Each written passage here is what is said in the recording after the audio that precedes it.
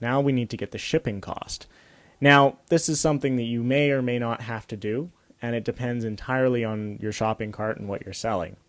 But PayPal does support shipping, so I want to show you how you can do that here. So here I'm going to say shipping amount, and I'm going to say shopping cart get item shipping cost. And you can do the same thing with tax as well. You can apply tax just like you apply shipping, and you can have rules, you can have business rules associated with that as well. So for the shipping cost, for me, I want to keep my shipping cost relatively straightforward. So in order to do that, I'm going to create another public function. So we've got get item shipping cost.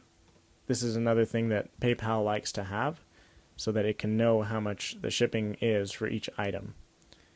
And so I'm going to say public function get item shipping cost, pass in the product ID, and here I'm going to say return this items, and I'm going to have the product. Now we need to multiply that by however many times we have the item. So this is where the original cost of the item, if let's say our shipping cost for tomato soup is $2, well, we might want to say that if you buy 10 cans of tomato soup, or if you buy 10 of any item, then the shipping cost is this or the shipping cost is that. You could do it any which way you want. However, I'm doing it just this very simple way because it makes sense for the tutorial, but if you were writing your own shopping cart, this is probably where you would deviate and set things up however which way they made sense to what you were selling. But I'm going to say I want to multiply the item quantity. So I'm going to say this get item quantity of the product ID, and I'm going to multiply that by this. Now you're going to notice I'm using a lowercase get this time. Shipping cost for, and I'm going to say get item cost, and then I'm going to say product ID. All right, now let's explain this for a second. We want to take the item quantity for a particular product ID, and we want to multiply that by the shipping cost.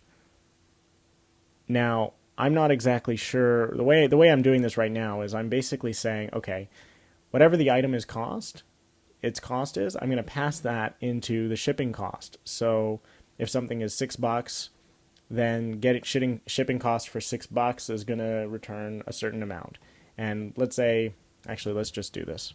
So I'm going to create a private function, and it's going to be get shipping cost for, and I'm going to say price. Now it's important to bear in mind that all these rules are being calculated on the unit price of the item and then multiplied by the quantity. Now we can create certain business rules. So if price is less than 10, for example, let's say it's less than $10, then your shipping is going to be $1.99. Else if let's say your price is over $50, is less than $50, then your shipping cost is going to be $10.99. And let's say for everything else, if you've got a really big order, then your shipping cost is going to be $34.99. I don't know. So this could be very different depending on how you want to do it. You could check based on the product ID and based on certain products, or you could also have for example, in your catalog over here, you could also have weight. And then based on the weight of an object that you're shipping, you could pass that into your shopping cart, and your shopping cart could figure out what the shipping costs are for. Or another way of doing this is to actually pass into the shopping cart where you're from. Pick in the address, and then, if you're doing something outside of North America, then you could also have rules for that as well. But this is the underlying framework that we're going to be working with. So it's a very simple shipping calculator, but just to give you an idea of where you would want to store the logic for that. Now, for now, to keep things a little simple, hopefully, I'm just going to add a break tag here, and I'm going to say shipping amount is shipping amount, and just like we have the amount here, I'm also going to put in a break tag, and I'm going to say unit cost is, and then the unit cost. And I'm just going to refresh that. So we can tell that for 931, shipping amount is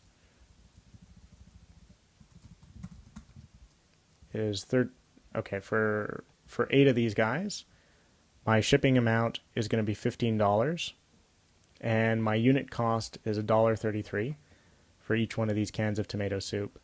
So what I've done, let's just go back to our calculator here, is I've basically taken the shipping cost for $1.99 and I've multiplied it by the item quantity.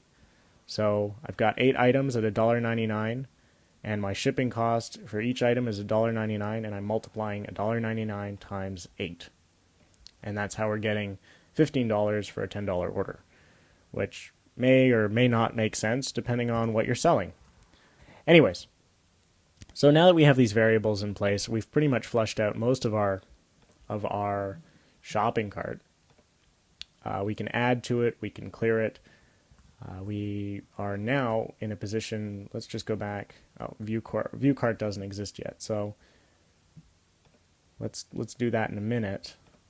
But for now, let's just add some more items to our existing shopping cart. So I'm going to go back to view store. I'm going to add another thing of tomato soup.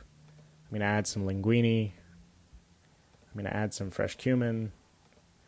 And you can see that our quantities are starting to come up here. And I'm just going to quickly go back and I'm going to style this. So we're going to call this shopping cart. Another neat little section. I'm going to say shopping cart.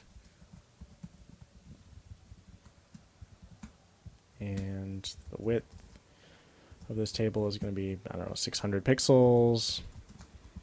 Border is going to be 1 pixel, solid, light gray. Border collapse. I'm going to set this to collapse. What this means is that we're not going to get double borders. It's going to collapse them down if it notices that the neighbor has a border. I'm going to set this to margin 0 auto, which is going to align it center. Shopping cart TRTH. So we're going into the table row and into the table head. And in here, I want the background to be EA, which is going to be a little lighter than CCCC, or CCC, which is the same thing as CCCCC. This is the same, but it's just shorthand. And I'm going to set another border here to 1 pixel solid CCC. And we're going to add a little bit of padding. I'm going to refresh that. So already this is looking a little better. And the other thing I'm going to do is I'm going to say shopping cart TRTD. So these are the actual cells. And they're also going to have a 1 pixel border and a bit of padding. All right. Oh, forgot a dot here. There we go. So this is starting to come together, slowly but surely. Let's go back to our add to cart page. Now, this function here, render shopping cart row, we can probably just move that into our templates file at this point.